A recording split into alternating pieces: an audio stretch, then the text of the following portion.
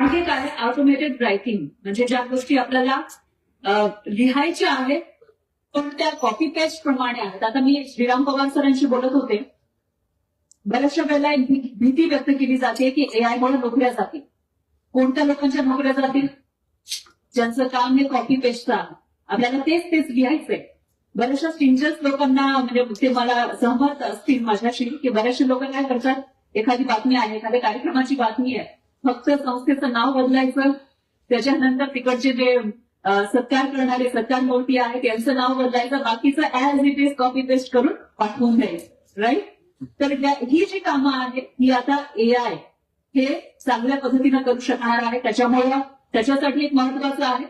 आणि अर्थातच आपल्याला अशा कामांसाठी एआयचा वापर हा करता येऊ शकतो. त्याच्यामध्ये आपल्या स्वतःचा वेळ वाया घालवण्याची गरज नाहीये. त्याच्यामुळे आपला स्पीड वाढणार आहे. त्यानंतर पुढचं म्हणजे बातमीदारांसाठी मदत. आपल्याला जी काही बातमी द्यायची आहे, आपल्याकडे माहिती आहे, मात्र त्याचबरोबर आपण जेव्हा एखादी माहिती संकलित करण्याचा प्रयत्न करतो किंवा त्याच्यामध्ये तथ्य आहेत की नाही फॅक्ट चेक करण्याचा प्रयत्न करतो, त्यावेळेला आपल्याला बराच वेळ जातो. आपण पर्सनली जर ते करायचं म्हटलं तर आपल्याला बराच वेळ जातो. आपण 2-4 लोकांना कॉल करतो, त्याच्यानंतर इंटरनेटवर काही बातम्या आपण सर्च करतो आणि तो जो सगळा डेटा आपल्याला मिळतो त्याच्यातून आपण मग एक निष्कर्ष काढतो की ही बातमी किंवा ही माहिती आहे आपल्यापर्यंत आलेली आहे ती बरोबर आहे की नाही. तर एआयच्या माध्यमातून आपण या सगळ्या गोष्टी फटक्यात करू शकतो. लवकरात लवकर आपल्याला जे काही लेख असतील त्या बातमीशी संबंधित किंवा जी काही हिस्ट्री असेल ती आपल्या समोर येईल. आणि अर्थातच आपल्याला त्याच्यानंतर त्याच्यावर किती विश्वास ठेवायचा किंवा त्याच्यामध्ये किती तथ्य आहे हे आपल्यालाच ऑब्व्हियसली ऍट द एंड आपल्याला ते सगळं करावं लागणार आहे. पडताळणी आपल्याला करावी लागणार आहे. मात्र आपण ही सगळी माहिती गोळा करू शकतो एका झटक्यात एआयच्या माध्यमातून. त्याच्यानंतर पुढचं महत्वाचं म्हणजे 24/7. आपण आता 8 तासांची 9 तासांची, म्हणजे पत्रकारांना तशी शिफ्ट नसते असं म्हणता येईल. जर काम सुरू झालं तर 24 तास सुद्धा ते काम करतात, पण तरी सुद्धा एका पॉइंटला ते एक्झॉस्ट होतात. कारण आपण मानव आहोत. त्याच्यामुळे आळस येऊ शकतो किंवा थकवा येऊ शकतो, काही होऊ शकतं. पण अशामध्ये एआय मात्र थकत नाही. त्याच्यामध्ये अर्थात लिमिटेशन्स आहेत. जर हँग झालं तर काही करता येत नाही, पण 24/7 आपण त्याला कामाला लावू शकतो. त्याच्यामुळे त्यासाठी महत्वाचं आहे एआय. त्याचबरोबर भाषेची अडचण सुद्धा दूर होते. आता कदाचित मला मराठी चांगली येत असेल, पण तरी सुद्धा माझ्या मराठी भाषेला किंवा व्याकरणाला काही अडचणी असू शकतात.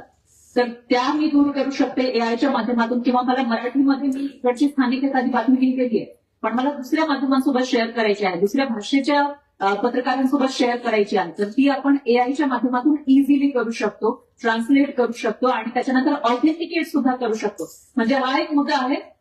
एआय प्रॉम्प्टिंग हा महत्वाचा मुद्दा आहे. त्याच्याविषयी मी पुढे बोलणार आहे. पण आपण अशा पद्धतीनं ज्या भाषिक अडचण होती आधी काही एक 10-20 वर्षांपूर्वी आपण म्हणू, कारण जे मराठी पत्रकार आहेत, म्हणजे मला स्वतःला सुद्धा ती अडचण आलेली होती की मराठी जे पत्रकार आहेत ते हिंदी चांगलं बोलत नाही असा हिंदी लोकांचा समज असतो. म्हणजे जे उत्तरेकडची लोक आहेत त्यांना असं वाटतं की मराठवाड्यातले महाराष्ट्रातले जो पत्रकार आहेत त्यांना जरी हिंदी येत असलं, चांगलं लिहायला जरी येत असलं, चांगले मार्क्स त्यांना पडत असले त्या विषयामध्ये, तरी सुद्धा ते चांगल्या पद्धतीनं मराठी बोलू शकत नाही असा एक त्यांचा समज आहे. तर तो मला वाटतं या एआयच्या माध्यमातून आपण दूर करू शकतो. आणि त्याचबरोबर दुसरं एक महत्वाचं म्हणजे फेक न्यूज शोधणं. आता फेक न्यूज या मोठ्या प्रमाणामध्ये पसरवल्या जात आहेत आणि पडताळणी करणं हे महत्वाचं आहे. आणि ऍज अ पत्रकार ही आपली जबाबदारी आहे की आपण ज्या बातम्या लोकांपर्यंत पोहोचवतोय त्या अॅक्युरेट असल्या पाहिजे. आणि त्याच्यासाठी आपण एआयची मदत घेऊ शकतो.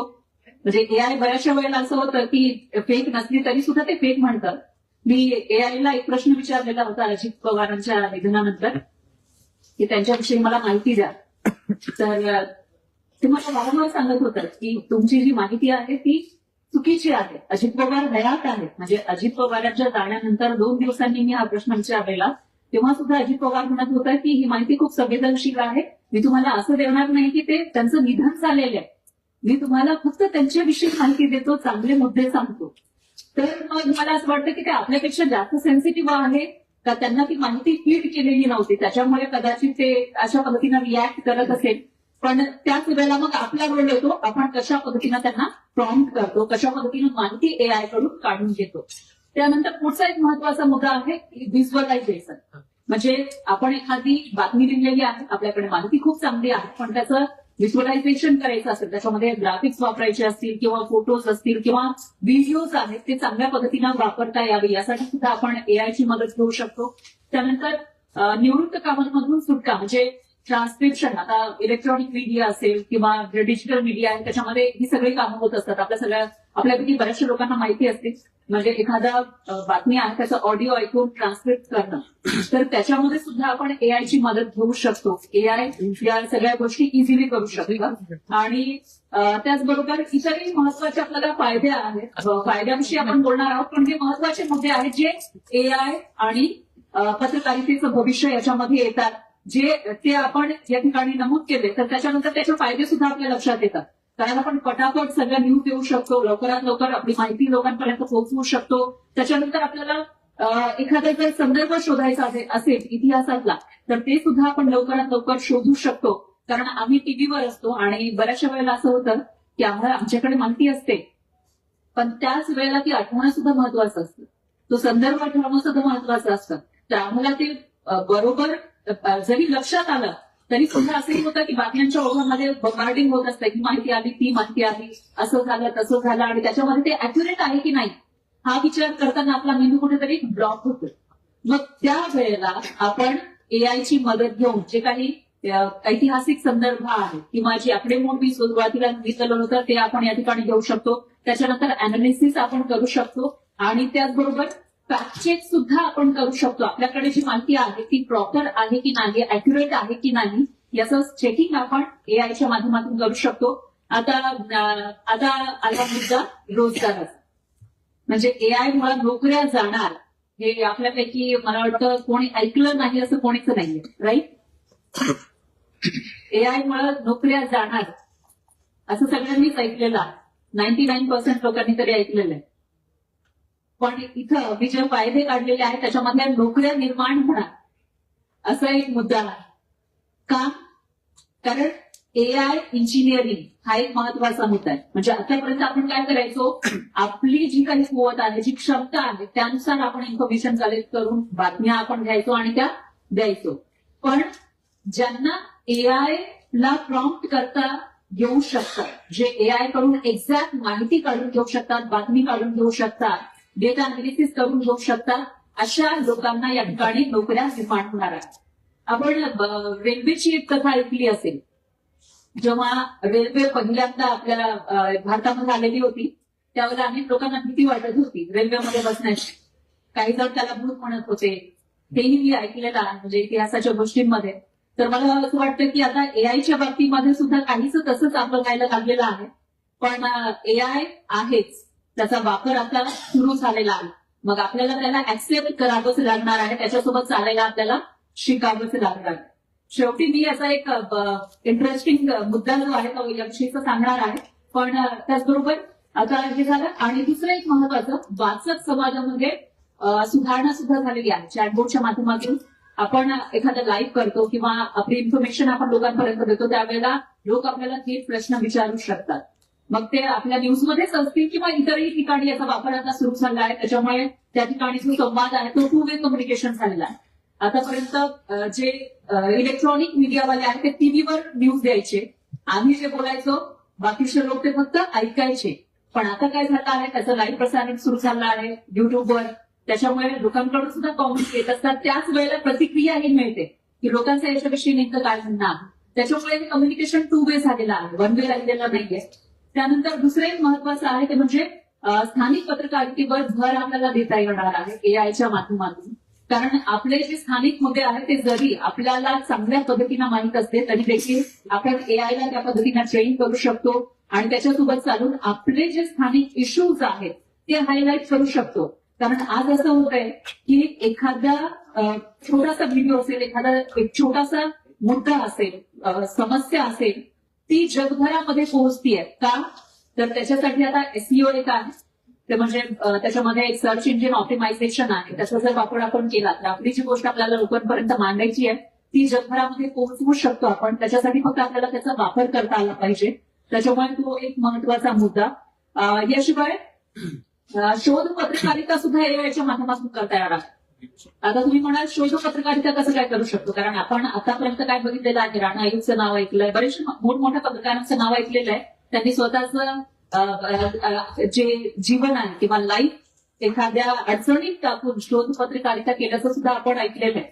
पण एआयच्या माध्यमातून आपण सेफली शोध पत्रकारिता करू शकतो. ते कसं, तर आपल्याला फक्त भ्रष्टाचार जे काही सर्च करायचं आहे त्याच्यावरून एखादी माहिती लपवली गेलेली आहे का, त्याच्यानंतर भ्रष्टाचाराचे इश्यूज असतील किंवा आकडेवारी कोणी काही लपवलेली आहे का, किंवा ज्या काही बातम्या इंटरनेटवर सर्च होत आहेत ती सगळी माहिती एका क्लिकवर आपल्याला एका ठिकाणी मिळू शकते आणि त्याच्यातून आपण शोधून काढू शकतो की कुठे काही भ्रष्टाचार सुरू आहे का, कुठे काहीतरी लपवलं जातंय का, कुठे काही प्रॉब्लेम आहे का, आणि तो आपण हायलाईट करू शकतो. त्याच्यामुळे या पद्धतीने सुद्धा आपण एआयचा वापर करू शकतो.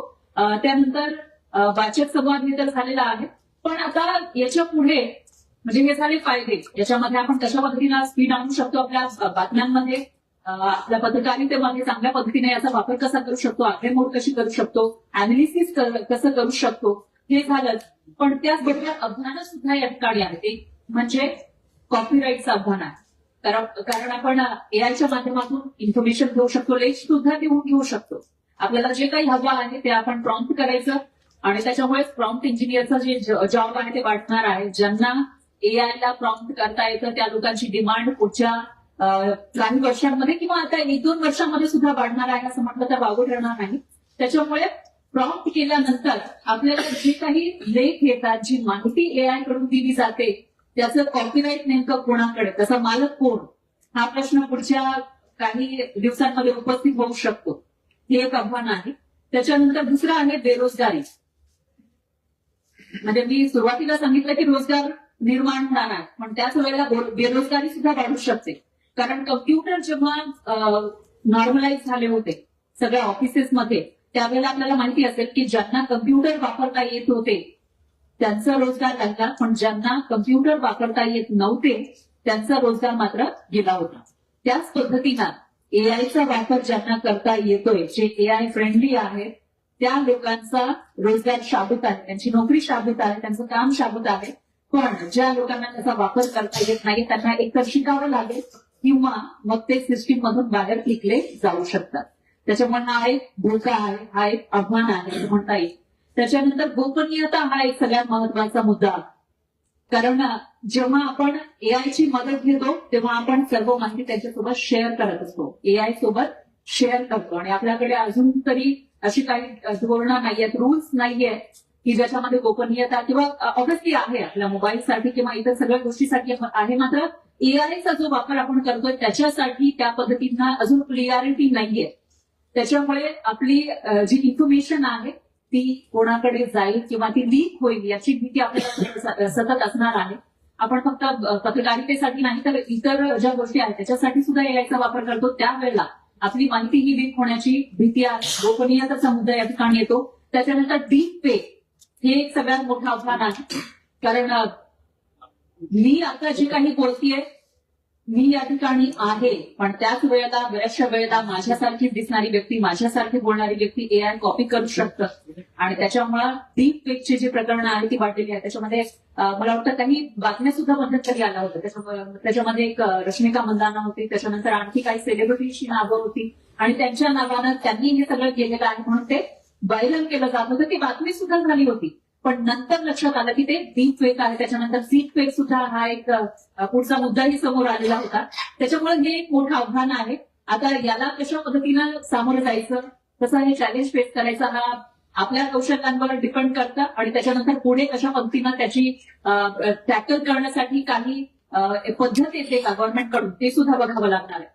त्यानंतर सायबर गुन्हे सुद्धा वाढण्याची शक्यता आहे एआयमुळे, कारण आपण सगळी माहिती ही शेअर करतोय एआय सोबत आणि ती माहिती घेऊन इतरांपर्यंत ती पोहोचवली जाऊ शकते. तो डेटा लीक झाला की मग सायबर गुन्हे हे अर्थातच वाढू शकतात, कारण आपली जी माहिती आहे ती सार्वजनिक सुद्धा होण्याची शक्यता आहे. तशा बातम्या सुद्धा मध्यंतरी आल्या होत्या, मग ते मीडियाच्या माध्यमातून असेल किंवा इतर जी आपण साधनं वापरतोय त्याच्यामधून बऱ्याचशा भारतीयांचा डेटा लीक झाल्याची माहिती समोर आलेली होती. तर तसा एक धोका यामध्ये आहे. आणि त्यापुढे पूर्वग्रह, आता याविषयी मला वाटतं की फक्त एआयच नाही तर मानवाविषयी सुद्धा बोललं जातं. बरेचसे लोक याविषयी प्रश्न उपस्थित करतात की हा पत्रकार बायस आहे, तो पत्रकार यांच्याच विषयी बोलतो, तो पत्रकार विरोधातच बोलतो, हा सत्ताधाऱ्यांबरोबरच असतो. तसंच काहीसं एआयच्या बाबतीमध्ये सुद्धा होऊ शकतं.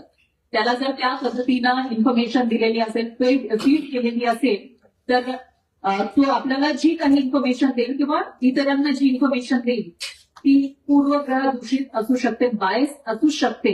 मग अशामध्ये आपल्याला मग त्याची पडताळणी करावी लागणार आहे, ऑथेंटिफाय करावं लागणार आहे. त्याची पद्धत सुद्धा एक आहे, तेही मी तुम्हाला सांगते पुढे. आणखी एक आहे तो म्हणजे मानवी कौशल्याचा ह्रास याच्यामध्ये होऊ शकतो. म्हणजे आता माझी रायटिंग स्पीड किंवा टायपिंग स्पीड ही खूप जास्त असेल, मी पटापट ते करू शकते, पण एआयची मदत घ्यायला लागल्यानंतर मी आळशी होऊ शकते. म्हणजे मी लेख लिहायचे आहे, एआयची मदत घेतली, इन्फॉर्मेशन काढायची आहे, एआयची मदत घेतली, कॅल्क्युलेशन करायची आहे, एआयची मदत घेतली. हे कारण ते इझिली करू शकतं. मला करायचं म्हटल्यानंतर मी परवा एक टॅक्स स्लॅबचा व्हिडिओ केलेला होता, म्हणजे मला ते समजून घ्यायचं होतं. त्याच्यामुळे मला 1 तास लागला ते सगळे कॅल्क्युलेशन काढण्यासाठी. पण तेच जर आपण एआय कडे गेलो तर एआय आपल्याला काही मिनिटांमध्ये ते देऊ शकतं, काही सेकंदांमध्ये देऊ शकतं. तर त्याच्यामध्ये मला असं वाटतं की माझी जी मग ती स्किल आहे ते सगळं जाणून घेण्याची किंवा काढण्याची, त्याचा कुठेतरी ऱ्हास या ठिकाणी होऊ शकतो. आणखी एक महत्वाचा मुद्दा आहे तो म्हणजे अति अवलंबित्व. आपण खूप जास्त डिपेंडंट होऊ शकतो एआयवर. त्याच्यामुळे कदाचित आपण आपली जी कामं आहेत पत्रकारितेमध्ये आपण आता करतोय ती आपण एआय कडूनच करून घेऊ आणि त्याच्यामध्ये मग पुढे गेल्यानंतर आपलं पद धोक्यात येण्याची जी शक्यता वर्तवली जाते तोही एक धोका असू शकतो. तर आणि आणखी एक महत्वाचा प्रश्न नैतिकतेचा एक मुद्दा उपस्थित होतो.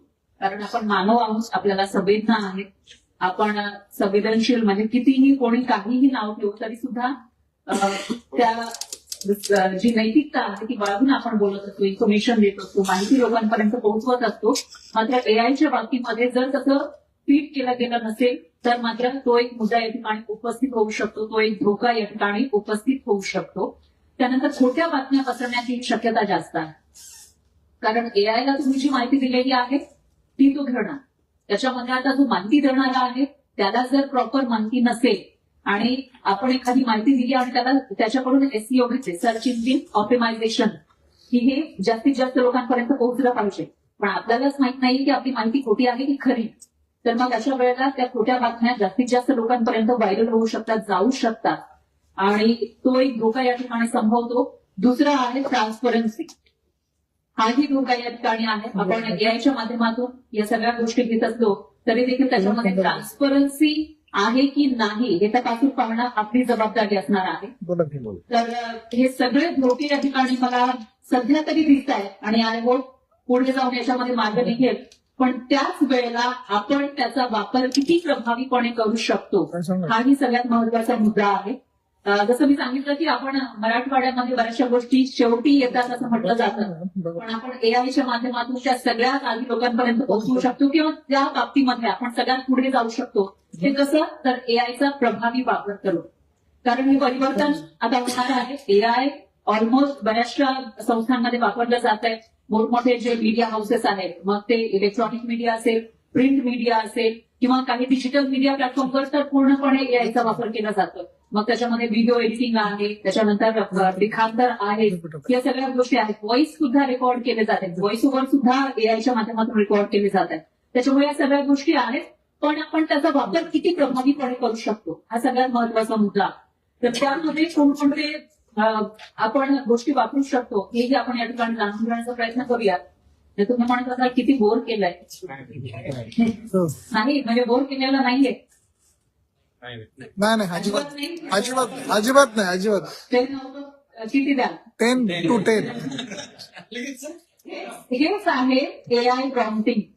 म्हणजे आता ही म्हणजे जी काही मी सगळ्या गोष्टी शिकत असते किंवा समजून घेण्याचा प्रयत्न करते, जे एआय इंजिनियर आहेत त्यांच्याकडून समजून घेण्याचा प्रयत्न करते, तर त्यामधून मला एक गोष्ट कळाली की तुम्ही जेव्हा एआय प्रॉम्प्टिंग कराल त्यावेळेला एक्झॅक्ट गोष्ट त्याच्याकडून मागायची नाही की म्हणायचं नाही. कारण एआयचा बराचसा वेळ त्याच्यामध्ये वाया जातो. ते 24 तास काम करत असतं, पण ते कामाच्या बाबतीतच आपण त्याचा वापर करून घेणं हे महत्वाचं आहे. त्याच्यामुळे जेव्हा आपण इन्फॉर्मेशन एखादी माहिती एआय कडून घेतो त्यावेळेला त्याला ऑथेंटिकेट करण्यासाठी किंवा व्हेरीफाय करण्यासाठी सुद्धा आपल्याला प्रॉम्प्टिंग करावं लागतं. म्हणजे जी माहिती आपल्याकडे आलेली आहे एआयच्या माध्यमातून, ChatGPT आपण एखादी माहिती मागितली, एखादी स्क्रिप्ट मागितली, तर त्याच्यानंतर ती व्हेरीफाय करण्यासाठी आपण याला रेट 10 आउट ऑफ 10 असं करू शकतो. त्याच्यामुळे काय होईल की जी इन्फॉर्मेशन एआयनं दिलेली आहे ती इन्फॉर्मेशन तो स्वतःच रेट करेल, त्याच्यामध्ये ती कॅपॅबिलिटी आहे आणि त्याच्यानंतर तो आपल्यापर्यंत ती माहिती पोहोचवेल की मी जी माहिती दिली आहे ती 8 आउट ऑफ 10 आहे किंवा 7 आउट ऑफ 10 आहे. त्याच्यानंतर तो पुढे आपल्याला हेही विचारतो की मी हे 10 आउट ऑफ 10 करून देऊ शकतो किंवा 9.5 आउट ऑफ 10 करून देऊ शकतो. मग आपण त्याला प्रॉम्प्ट केलं की तो आपल्याला ती माहिती अजून सुधारित आवृत्ती त्याची देतो आणि ती माहिती मग आपण वापरू शकतो. ऑब्व्हियसली त्याही वेळेला आपल्याला आपलं डोकं वापरणं गरजेचं आहे, कारण एआय जरी कितीही म्हटलं तरी मला वाटतं की जी पत्रकारांची जमात आहे त्यांची जागा अजूनही घेऊ शकलेला नाही असं मला वाटतंय. माझा हा एक्सपिरियन्स आहे. कितीही आपण प्रॉम्प्टिंग केलं, काहीही केलं तरी सुद्धा व्हेरीफाय करणं हे अतिशय महत्वाचं आहे. त्यामध्येच एआय अँकरचं सुद्धा मध्यंतरी जे मी फायदे सांगत होते किंवा जे मुद्दे सांगत होते, एआय अँकरचा सुद्धा एक महत्वाचा मुद्दा आहे. तुम्ही बघितलं असेल मोठमोठे जे मीडिया ग्रुप आहेत तिथं एआयचा वापर केला जातो. एआय अँकर तिथं न्यूज प्रेझेंट करतायत, पण त्याच्यामध्ये म्हणजे सक्सेस रेट किती आहे हा सगळ्यात मोठा प्रश्न आहे. कारण जे काही मोठमोठे मीडिया हाऊसेसनी एआय अँकरचा वापर केलाय त्यांचा टीआरपी त्या शोचा पर्टिक्युलर किती आहे हे बघावं लागेल. सुरुवातीला क्युरिओसिटी होती बऱ्याचशा लोकांमध्ये की एआय अँकर कशा पद्धतीनं न्यूज प्रेझेंट करतात ते बघायची, पण नंतर ऑब्व्हियसली लोक बाकीचे जे ऍक्च्युअल अँकर न्यूज प्रेझेंट करतात त्याच्याकडे वळाल्याचंही बघायला मिळालेलं होतं. त्याच्यामुळे आता पुढे जाऊन जर त्याच्यामध्ये अजून काही सुधारणा झाल्या आणि एआय अँकर ऍक्च्युअल अँकरपेक्षाही चांगल्या पद्धतीनं, चांगल्या अग्रेसिव्हनेस त्यांच्यापेक्षाही जास्त त्यांच्यामध्ये असेल, विचार करण्याची क्षमता असेल, पलटण्याची क्षमता असेल वाक्य, तर कदाचित लोक त्याच्याकडे वळू शकतात असं मला वाटतं. त्याच्यामुळे अँकरचा जॉब तरी सध्या सेफ आहे असं मी म्हणू शकते. हा सध्या सेफ आहे, पण मी न्यूज अँकर आहे त्याच्यामुळे माझा जॉब सध्या सेफ आहे असं मला म्हणता येईल. माहीत पडलं एक मिनिट. आणि एआय हे करेलच की नाही तेही माहित नाही. त्याच वेळेला समय सूचकता जे म्हणतात किंवा प्रेझन्स ऑफ माइंड त्यावेळेला वापरायचा असतो, तर एआयला जर फीड केलं तर ते करू शकतं, पण ऑब्व्हियसली त्या ठिकाणी प्रॉम्प्टिंग हे आलंच. आणि दुसरं, आता आपण प्रभावी वापराविषयी बोलत होतो, त्याच्यामध्ये सखोल संशोधन आपण करू शकतो.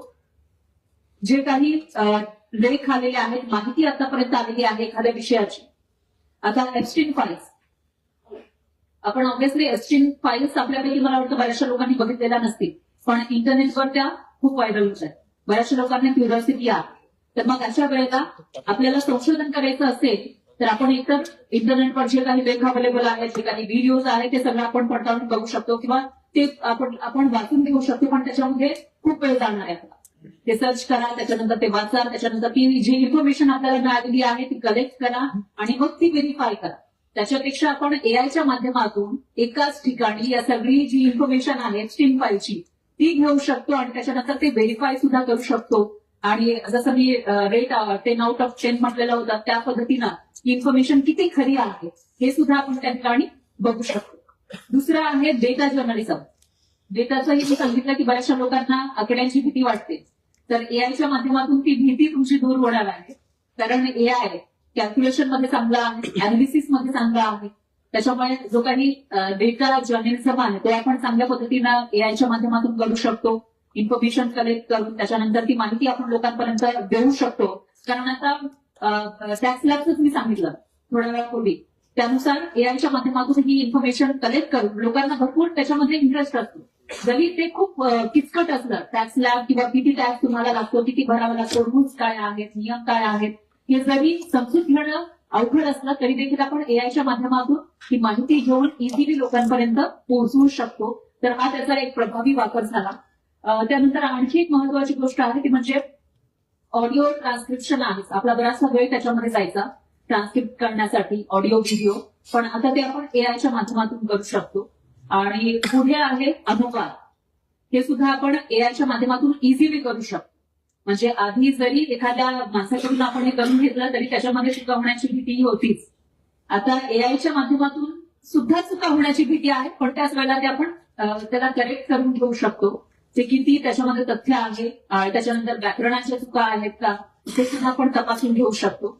हा एक प्रभावी वापर म्हणता येईल. फॅक्ट चेक मध्ये सुद्धा आपण प्रभावीपणे एआयचा वापर करू शकतो.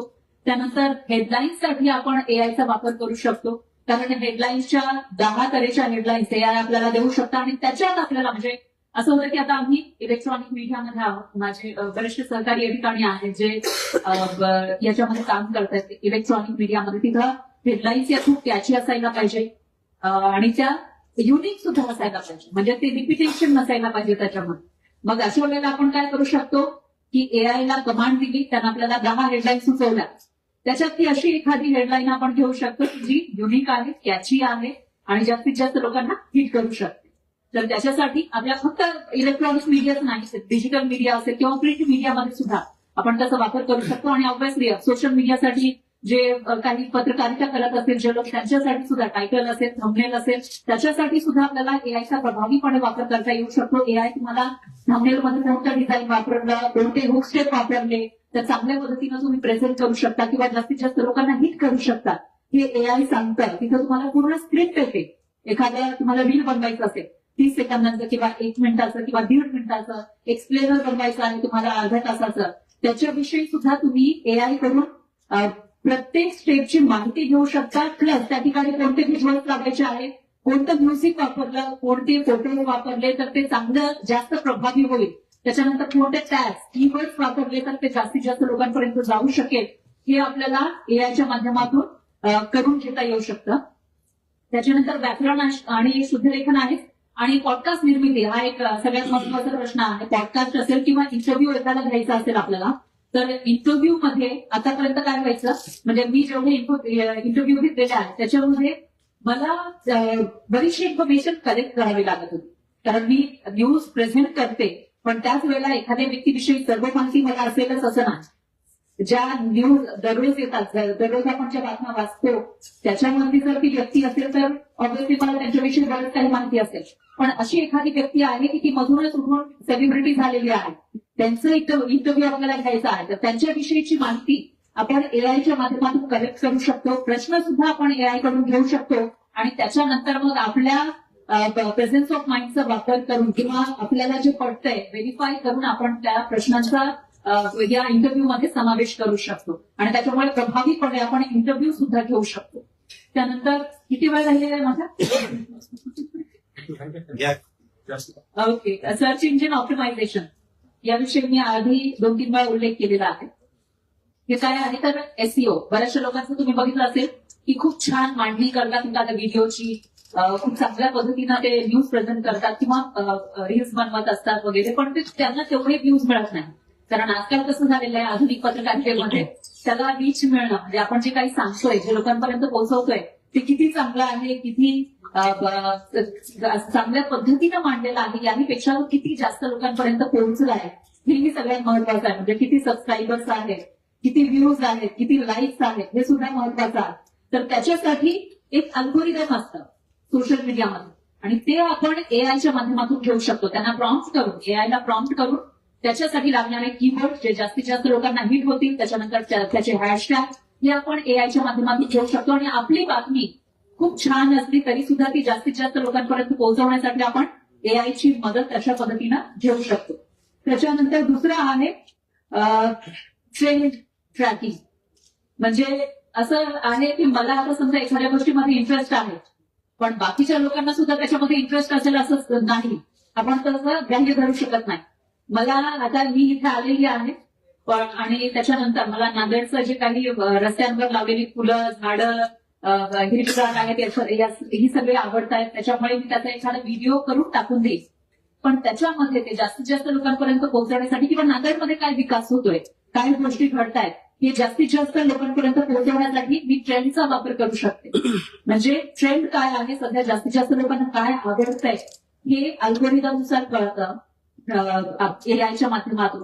तुम्ही तुमच्या मोबाईलवर जे क्लिक करतात, जे जास्तीत जास्त पाहता, आता समजा एखाद्याने क्लिक केलेला आहे नांदेड सिटी, ते त्याला नांदेड सिटीच्याच बातम्या जास्तीत जास्त वेळा दाखवल्या नाही का, कारण तसं तुमचं अल्गोरिदमने कॅच केलेलं आहे. त्यानुसार तुम्हाला ती माहिती तुमच्यापर्यंत वारंवार पोहोचवली जाते. नांदेड सिटीमध्ये सध्या काय घडतंय, काय झालेलं आहे, काय होणार आहे, या सगळ्या गोष्टी तुमच्यापर्यंत पोहोचत असतात. ते का? कारण तुमचा डेटा अनालाइज केला जातो. म्हणजे प्रत्येकाचा, आपण पत्रकार आहोत आणि तो डेटा मग आपण अनालाइज करू शकतो एआयच्या माध्यमातून आणि त्या लोकांपर्यंत पोहोचू शकतो. पुढचं एक महत्वाचं आहे ते म्हणजे प्रूफ रिडिंग सुद्धा आपण एआयच्या माध्यमातून करून घेऊ शकतो. अर्थात याच्यामध्ये आपल्याला प्रॉम्प्टिंग हे चांगल्या पद्धतीने करता आलं पाहिजे आणि मग त्याच्यानंतर आपली जी कुवत आहे याची त्याच्या व्हेरीफाय करण्याची, विचार करण्याची, व्हेरीफाय करण्याची, हे बरोबर आहे की नाही हे अल्टिमेटली आपल्याला तपासावं लागणार आहे. कारण आपण डोळे बंद करून त्यांच्यावर विश्वास ठेवू शकत नाही. मी एकदा डोळे बंद करून विश्वास ठेवला होता, मला त्यानंतर ते बदलावं लागले. त्याच्यामुळे मी माझ्या पर्सनल अनुभवातून सांगते की आपल्याला डोळे उघडे ठेवावे लागणार आहेत आणि जे काही एआयनं दिलेली माहिती आहे ती तपासून पाहावी लागणार आहे, व्हेरीफाय करून घ्यावी लागणार आहे. अर्थात काही वेळानंतर त्याच्यामध्ये सुद्धा सुधारणा होऊ शकतात, पण सध्या तरी ही एक काळजी आपल्याला घ्यावी लागेल. त्याच्यानंतर ऐतिहासिक संदर्भासाठी सुद्धा आपण याचा वापर करू शकतो. म्हणजे जे काही आता 100 वर्षांपूर्वी घडलेलं होतं ती हिस्ट्री एआयवर आहे, आर्टिफिशियल इंटेलिजन्स मध्ये फीड केलेली आहे. ती आपण एआयच्या माध्यमातून एका क्लिकवर देऊ शकतो आणि ती लोकांपर्यंत प्रभावीपणे मांडू शकतो. कारण बऱ्याचशा लोकांना आता या वर्षी काय झालं, मागच्या वर्षी काय झालं होतं हेही आठवत नाही. खूप त्यांची जी मेमरी आहे ती खूप छोटी असते असं म्हणतात पब्लिकची. तर त्यावेळेला आपण ऐतिहासिक संदर्भ लोकांना देऊ शकतो. आपला जो काही कंटेंट आहे तो लोकांपर्यंत पोहोचवण्यासाठी, आपल्या बातम्या लोकांपर्यंत प्रभावीपणे पोहोचवण्यासाठी. त्याशिवाय वेळेचं नियोजन सुद्धा आपण एआयच्या माध्यमातून करू शकतो. कारण ज्या वेळेला आम्ही सांगितलं की स्क्रिप्ट आपल्याला एआय देतं, त्याच वेळेला वेळेचं नियोजन सुद्धा ते देतं की या वेळेला तुम्ही काय वापरू शकता, या पहिल्या सेकंदांमध्ये काय वापरलं तर ते चांगल्या पद्धतीनं प्रेझेंटेशन तुमचं होईल, त्याच्यानंतर जास्तीत जास्त लोकांना हिट होईल हे सुद्धा सांगत असतं. आणि त्याच्यानंतर जे मीडिया मॉनिटरिंग हा एक महत्वाचा मुद्दा असतो, त्याच्यासाठी सुद्धा आपण एआयचा वापर करू शकतो. आता हे झाले फायदे, तोटे, त्याच्यानंतर प्रभावी वापर. श्रीराम पवार सर असतील किंवा नंदकिशोर पाटील सर, विशाल पाटील यांनी थोड्याच वेळापूर्वी आणि आपले कुलगुरू यांनी सुद्धा थोड्याच वेळापूर्वी सांगितलेलं होतं की जे पत्रकार आहेत ते किती प्रभावीपणे आपले मुद्दे मांडत असतात. त्याच्यामुळे मला नाही वाटत की पत्रकार जमातीचं जे पद आहे ते धोक्यात आहे. कारण आपण ज्या पद्धतीनं विचार करतो तसा विचार करायला एआयला अजून काही वेळ लागेल असं मला वाटतंय. सध्या तरी त्या पद्धतीचा विचार करू शकत नाहीये, पण आपण त्याचा फायदा घेऊ शकतो. त्याच्यामुळे येत्या काळामध्ये टेक सेव्ही म्हणजे एआयच्या सोबत काम करणारे जे रिपोर्टर आहेत त्यांना डिमांड वाढणार आहे आणि नोकऱ्या धोक्यात आहे असं जे म्हटलं जात आहे त्याच्यामध्ये पूर्णतः तथ्य नाहीये. जे लोक एआय सोबत काम करायला शिकतील, जे एआयचा वापर प्रभावीपणे करायला शिकतील, त्यांची डिमांड भविष्यामध्ये वाढणार आहे, हे सुद्धा सत्य आहे. त्याच्यामुळे त्याची भीती बाळगण्याचं कारण नाहीये. आणि महत्वाचं म्हणजे आपलं जे मराठवाड्यामध्ये इन्स्टिट्यूट आपण लोकांपर्यंत पोहोचवण्यासाठी आणि त्याच्यातही आपण ज्या पद्धतीनं पत्रकारिता करतोय त्याच्यामध्ये सध्या तरी मला वाटतं सर श्रीराम पवार सर की आपलं जे मूलभूत तत्व आहेत पत्रकारितेची, आधी असं होतं काही 10-15 वर्षांपूर्वी की आपण थेटपणे सांगू शकत होतो काय बरोबर आहे काय चूक आहे. सध्याचं युग पत्रकारांसाठी सर्व्हायव्हलचं युग आहे, म्हणजे आपल्याला सर्व्हाइव्ह करायचं आहे. तर अशामध्ये आपण एआयचा वापर करून त्याच्यानंतर एक बॅलन्स ठेवून बायस न होता कोणाच्याही बाजूला आपल्याला जी माहिती सांगायची आहे ती आपण लोकांपर्यंत, आपल्याला जी बातमी लोकांपर्यंत पोहोचवायची आहे ती लोकांपर्यंत चांगल्या पद्धतीनं पोहोचू शकतो. कारण अशी ही उदाहरणं आहेत की काही स्वतंत्र पत्रकार आहेत आणि त्यांनी चांगल्या पद्धतीनं आपलं युट्यूब चॅनल असेल किंवा इन्स्टा हँडल आहे, फेसबुक पेज आहे, हे जास्तीत जास्त लोकांपर्यंत पोहोचवण्याचा प्रयत्न केला. त्याच्यामुळे त्यांना मिलियन्स ऑफ व्ह्यूज मिळतात. तर एआयचा प्रभावी वापर ऑब्व्हियसली ते करतायत आणि त्याचबरोबर ते थोडंसं बॅलन्स ठेवण्याचा प्रयत्न सुद्धा आपण करू शकतो आणि चांगल्या पद्धतीनं आपली बातमी जास्तीत जास्त लोकांपर्यंत कशी पोहोचवता येईल हेही आपण या ठिकाणी बघू शकतो. त्याच्यामध्ये आणखी एक शेवटचा मुद्दा मी या ठिकाणी सांगते आणि हे अर्ध्या तासापेक्षा जास्त झालेले समारोप करते. आता हे झालं बॅलन्स पत्रकारिता, एआयचं युग, एआय कशा पद्धतीनं आपण अंगीकारलं पाहिजे किंवा त्याच्यासोबत काम करायला शिकलं पाहिजे, या सगळ्या गोष्टी आहेतच. मात्र एक पत्रकार म्हणून सर्व्हायव्हलचा मुद्दा आहे. आपल्याला सर्व्हाइव्ह करायचा आहे, जिवंत राहायचं आहे माध्यमांमध्ये. आणि त्याचबरोबर आणखी एक महत्वाची असं म्हणता येईल की टीप मी देऊ इच्छिते. तुम्ही एक पत्रकार, आपल्या देशात गाजलेले पत्रकार आहेत, असं करून बोलणारे आणि त्याच्यानंतर हे नेशन वॉन्ट्स टू नो म्हणणारे पत्रकार आहेत. तर त्यांची ट्रिक आपण जर ऑब्झर्व केली असेल तर काही म्हणजे मागच्याच वर्षीपर्यंत ते कशा पद्धतीनं पत्रकारिता करत होते आणि त्याच्यानंतर ते कशा पद्धतीनं पत्रकारिता करतायत आता सध्याच्या युगामध्ये, किंवा 1-2 महिन्यांपूर्वी, 3 महिन्यांपूर्वी हे तुम्ही बघितलेलं असेल तर मला वाटतं की ही नवी ट्रिक आहे. तुमची जी काही माहिती आहे ती अतिशय प्रभावीपणे मांडण्याची, जास्तीत जास्त लोकांपर्यंत पोहोचवण्याची. आणि दुसरं महत्वाचं म्हणजे आता पत्रकारांवर एक बिझनेस जनरेट करण्याची सुद्धा जबाबदारी काही पत्रकारांवर असते. तर त्याच्यासाठी सुद्धा ते हेल्पफुल होऊ शकतं असं मी माझ्या आतापर्यंतच्या अनुभवांमधून सांगू शकते. आणि ऑब्व्हियसली आपण सगळेजण बरेचसे पत्रकार इथले मराठवाड्यातले आहे आणि मराठवाड्यातल्या लोकांना संघर्ष हा करायची सवय असते. मी सुद्धा संघर्षातून पुढे गेलेली आहे. आपण सगळेजण मला वाटतं की संघर्ष करतच इथपर्यंत पोहोचलेला आहात. आणि यापुढे सुद्धा या एआयच्या युगामध्ये जी स्पर्धा आपल्याला पाहायला मिळते त्याच्यामध्ये सुद्धा तुम्ही सगळेजण टिकणार आणि चांगल्या पद्धतीनं काम करत राहणार, जास्तीत जास्त लोकांपर्यंत पोहोचवत राहणार. आणि मुख्य म्हणजे माझी एक तक्रार असं म्हणता येईल की पुणे मुंबईमध्ये मी आता एक 10-15 वर्षांपासून आहे. तर तिकडचे जे इश्यूज आहेत ते का सॉल्व्ह होतात असं मी 1-2 वेळा अॅनालाइज करण्याचा प्रयत्न केला होता. तर तिकडचे इश्यू हे चांगल्या पद्धतीनं जे राजकारणी आहेत किंवा धोरणकर्ते आहेत, जे धोरण निर्माण करतात लोकांपर्यंत, असं म्हणतात की नियम बनवत असतात, त्यांच्यापर्यंत ते चांगल्या पद्धतीनं पोहोचवल्या जातात.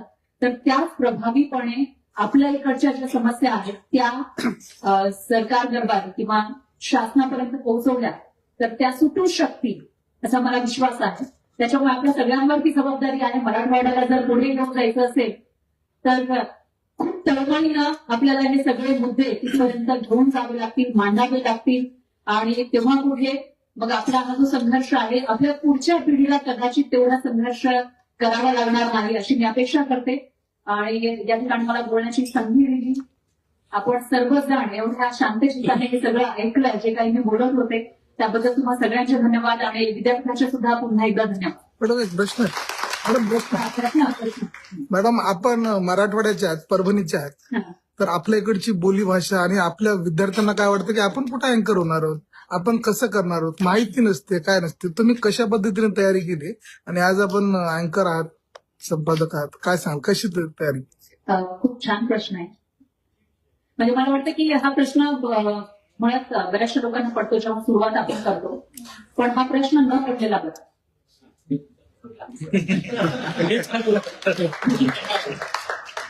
कारण जसा प्रश्न पडेल तेव्हा आपल्या मनामध्ये ती भीती निर्माण होईल. तर ती भीती नसेल तर आपण ज्या भाषेमध्ये बोलतोय, ज्या पद्धतीनं बोलतोय, तो कॉन्फिडन्स आपल्याला आपोआप मिळतो. त्याच्यामुळे प्रश्न तो पडू नये, दुसरा पडावा की मला ही माहिती आहे का, किंवा ही माहिती मी कशा पद्धतीनं आणखी गोळा करू शकतो. आणि संघर्ष तर ऑब्व्हियसली आपण करायला शिकलेलोच आहोत. तर त्याच्यामध्ये आपण जेव्हा दुसऱ्या लोकांसोबत जातो किंवा शहरातल्या असं म्हणता येईल की जे पत्रकारितेमध्ये येत आहेत पण त्यांना गावातल्या प्रश्नांची जाण नाहीये, तिथं वस्तुस्थिती काय आहे ही जाण नाहीये, पण आपल्याला ती माहिती आहे. त्याच्यामुळे आपण ते चांगल्या पद्धतीनं पोटतिडकीनं मांडू शकतो असं मला वाटतं. त्याच्यामुळे हा प्रश्न आपल्याला पडू नये, बाकीचे प्रश्न सांगू. प्रश्न आपण सगळ्यांचं झाला. Yes, thank you.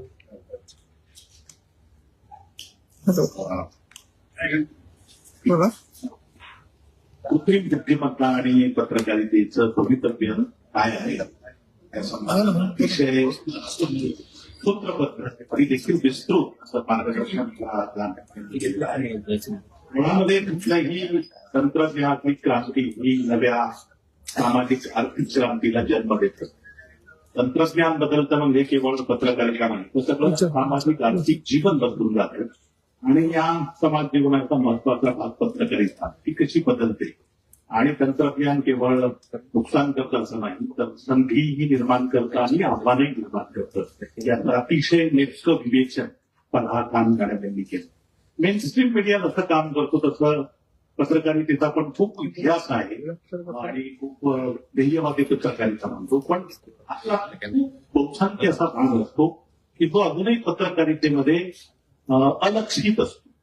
अशा अलक्षित जो गोष्ट आहे, वंचित लोक आहेत, महिला आहेत, याच्या संबंधाने अल्टरनेटिव्ह पत्रकारिता म्हणून मॅक्स सोनॅलीचं काम करणाऱ्या संचालक प्रियदर्शनी उपस्थित आहेत. लोकसत्ता